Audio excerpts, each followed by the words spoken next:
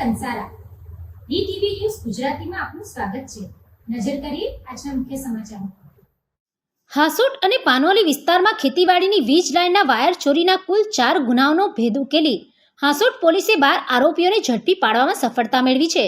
પોલીસે આરોપીઓ પાસેથી કુલ ₹20,60,000થી વધુનો મુદ્દામાલ કબજે કર્યો છે. હાસોટ પોલીસે અલગ અલગ ટીમ બનાવી તપાસ શરૂ કરી હતી, જેમાં આ ટોળકીને ઝડપી પાડવામાં સફળતા મળી છે.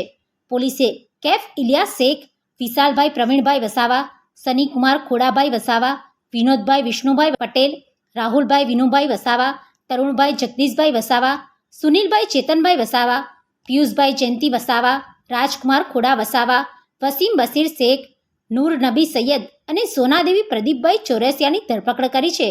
તપાસ દરમિયાન ખુલાસો થયો કે આ ટોળકી અગાઉથી હાંસોટ અને પાનોલી વિસ્તારના અંતરિયાળ ગામોની રેકી કરતા હતા.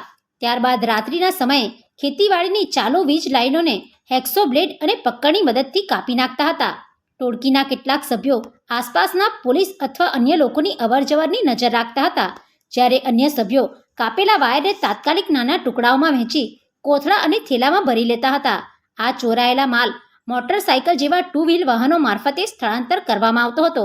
કામગીરી પૂર્ણ થયા બાદ વાયરને ઝાડી ઝાંખરા અથવા એકાંત સ્થળોએ સંતાડી રાખવામાં આવતો હતો અને અનુકૂળ સમયે અલગ અલગ ભંગાર વેપારીઓને વેચી દેવામાં આવતો હતો. હાંસોટ પોલીસે આ મામલામાં ₹7,45,000ના એલ્યુમિનિયમના વાયર, ટેમ્પો, બાઇક અને 9 મોબાઈલ મળી ₹20,60,000નો મુદ્દામાલ કબજે કરી વધુ તપાસ હાથ ધરી છે. Pintu Modi, DTV news, Ankleshwar.